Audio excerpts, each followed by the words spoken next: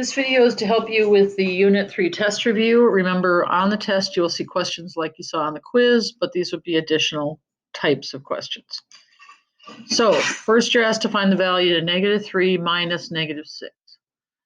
So what you want to remember is when you're subtracting a negative, that is the same as adding a positive, that a negative times a negative equals a positive. Or you can think of this as using the keep, change, change rule or algorithm. You're going to keep the -3 as it is. You're going to change your subtraction to addition, and you're going to change your -6 to a +6. Once you've done that, now we just solve it like we normally would. What is -3 plus 6? So again, you could start that on a number line, start at -3, go forward 6 units. You could write down 3 negatives, 6 positives, make your 0 pairs. You could reason it out. But either way, your answer is +3. For the next one, again, we're going to be working with the idea of, finding what it equals. So we also want to think about order of operations, however. So -3 times -2 would be a +6. Then we've got a subtraction. And then we have 4 times -3. Well, 4 times -3 would be -12. Now you didn't have to put this in parentheses, but I'm going to do that to help make it clear that that is the result of this part right here that I'm subtracting because of this sign. And then this is where I'm getting the -12 from. Okay. Then again, we've got our algorithm, or you can think of it as adding the opposite, or negative times negative equals positive.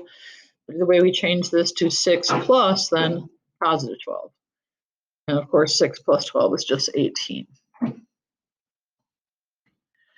We will have additional diamond problems, but this one's a little more difficult, which is why I put that example on there. So this time you're looking to say to yourself, what do you multiply -0.5 by to give you +16? Because remember, the top is always the product and the bottom is the sum. So what do we multiply by -0.5 or -1/2 to give us +16?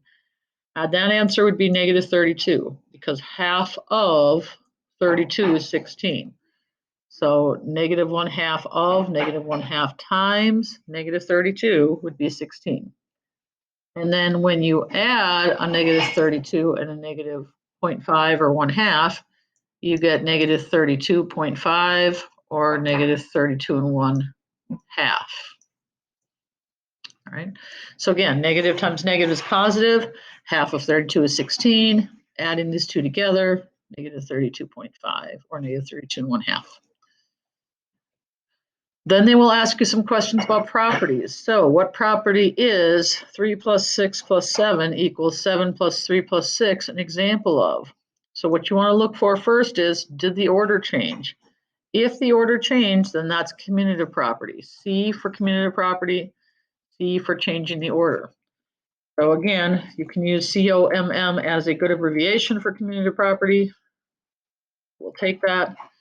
Otherwise, if you write it out, that's great too. But when you see, oops, I saw a Y on there. When you see the C for commutative property, you should think about C for changing the order. If the order changes and it doesn't change the answer, that's an example of commutative property. So this is a good way to remember it. So in this case, yes, the order has changed. We started with 3 plus 6 plus 7. Now we got 7 plus 3 plus 6. So on the left side, the order is in a different, it's in a different order than the right side. So that is a commutative property, specifically commutative property of addition, because we're adding. There is a commutative property of addition and there's a commutative property of multiplication. It does not work for division or subtraction. And then the next one, what is 3 times 6 times 7 equals 3 times 6 times 7 an example of? Well, the order here is not changed. All right, 3 times 6 times 7, 3 times 6 times 7, order is the same. The only thing that's changed is parentheses. We've added parentheses here that we did not have over here. All right, so if we've either added parentheses or changed where we put the parentheses but not changed the order, that is associative property.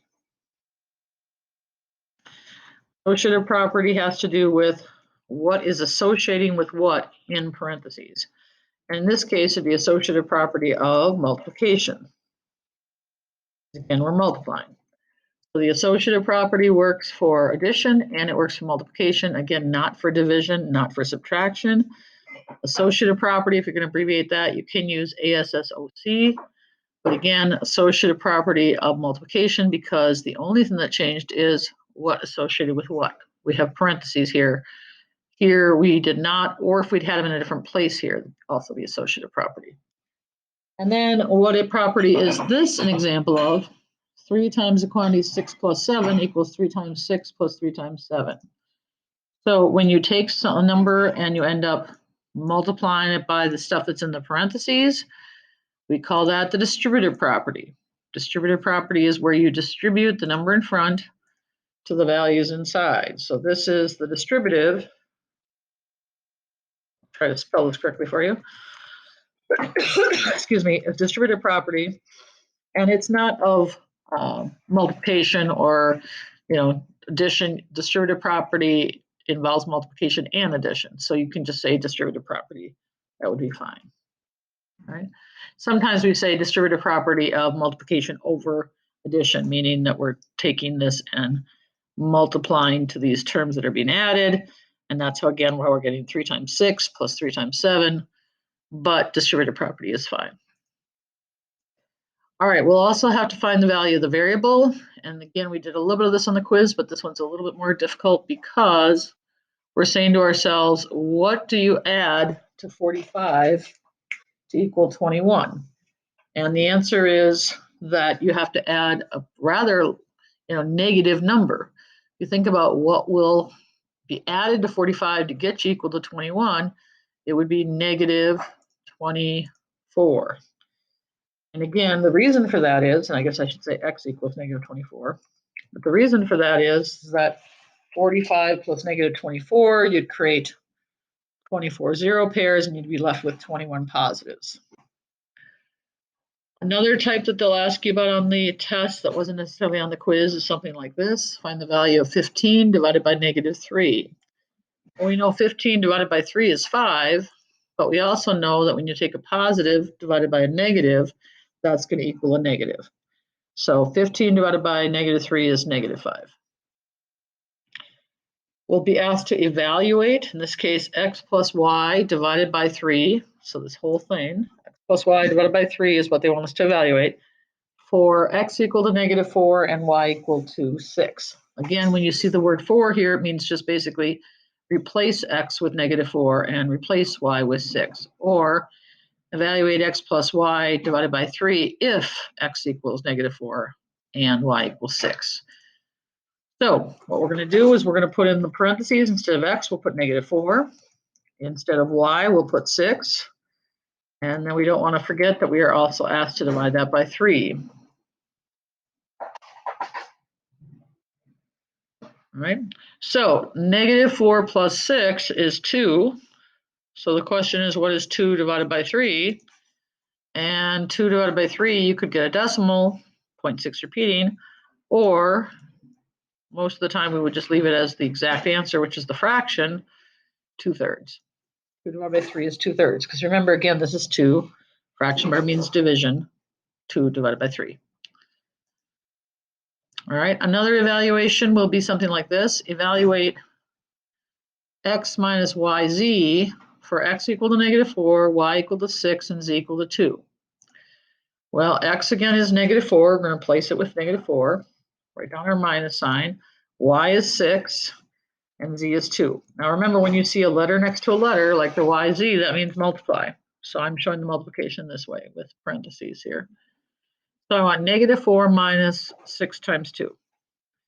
Well, order of operations says I'll take the 6 times 2 first, which is 12. I now have negative 4 minus 12. And then I'll use my algorithm. That's negative 4. Remember, we're going to keep change. So keeping the negative 4, changing the subtraction to addition, changing the positive 12 to a negative 12. Again, I would not have to put that negative 12 in parentheses. I'm just doing that to kind of make it clear that these are separate terms. Negative 4 plus negative 12. And negative 4 plus negative 12 is negative 16. Then they're asking for the absolute value of -40. Remember, absolute value, like having the absolute value bars here, means that we're looking for the distance. So it's always going to be positive. So the question is, what is the distance from -40 to 0 on a number line? Or in other words, what is the positive value for -40? And that is positive 40. So those would be the types of questions that will be on the test that weren't, again, addressed on the quiz review.